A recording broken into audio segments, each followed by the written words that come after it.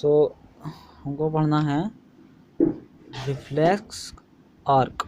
Okay, सो reflex arc क्या होता है?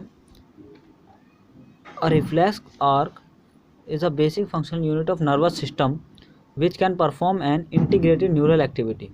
ठीक, रिफ्लेक्स आर्क क्या होता है? एक प्रकार का बेसिक फंक्शनल यूनिट होती है नर्वस सिस्टम की। ठीक, रिफ्लेक्स आर्क जो होता है बेसिक फंक्शनल यूनिट होती है नर्वस सिस्टम की। ठीक, which can perform an integrated neural activity, जो क्या करती है?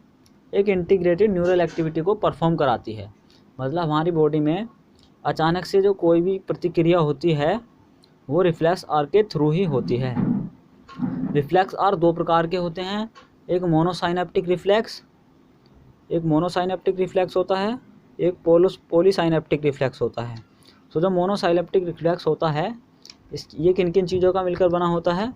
पहला होता है ए रिसेप्टर, जैसे कि स्किन हमारी रिसेप्टर है, कुछ ना कुछ रिसीव करेगी वो, उसके बाद फिर सेंसरी न्यूरॉन आएगी या एफरेंट न्यूरॉन कह सकते हैं, फिर सेंस करेंगे, फिर मोटर न्यूरॉन जो ब्रेन से मसल तक जाती है, फिर इफेक्टर मसल, इफेक्टर क्या होता है? मसल होती है।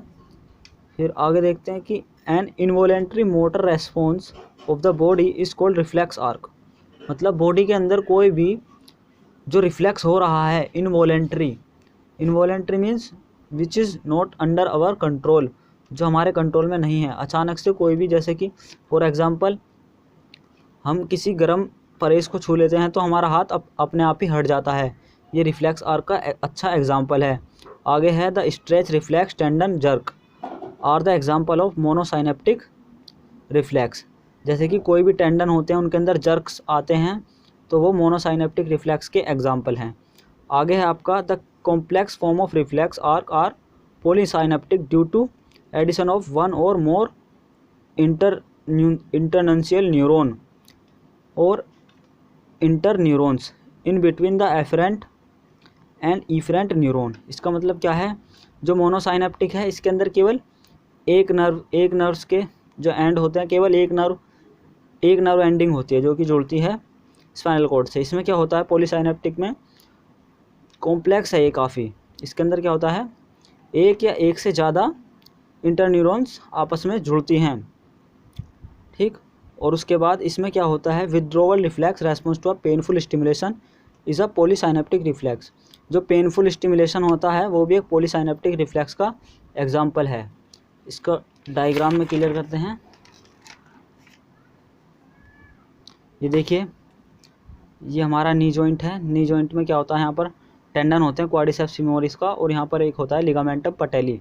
ठीक, उस पर अगर यदि हम इससे स्टिमुलेशन दें तो हमारा जो ये लेग है ये पूरा एकदम से आगे की तरफ फॉरवर्डली एक्ट करता है।